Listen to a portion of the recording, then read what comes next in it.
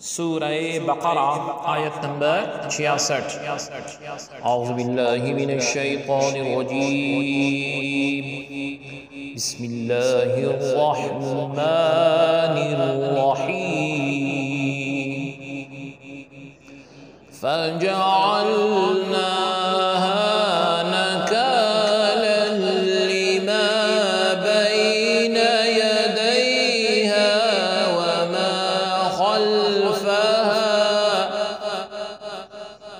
وما خلفها وموعظة للمتقين۔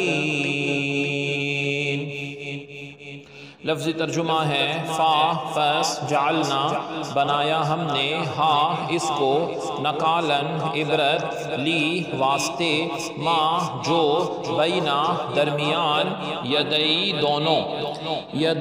دونوں ہاتھوں ہاں اس کے وا اور ما جو خلفا پیچھے ہاں اس کے وا اور موعظتاً نصیحت لی واسطے المتقین پرہیزگاروں۔ بامحاورہ ترجمہ ہے پس ہم نے اس واقعے کو اس زمانے اور اس کے بعد والے لوگوں کے لیے باعث عبرت اور پرہیزگاروں کے لیے موجب نصیحت بنا دیا۔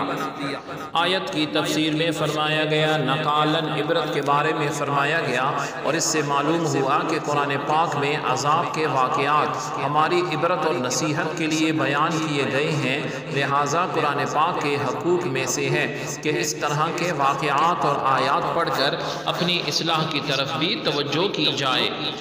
یہ آیت ان کے بارے میں نازل ہوئی، یعنی یہود کے بارے میں۔ یہود کی شریعت میں ہفتے کا روز عبادت کے لیے خاص متعین فرما دیا گیا تھا، اور اس روز دنیاوی کام کاج کرنے کی اجازت نہیں تھی۔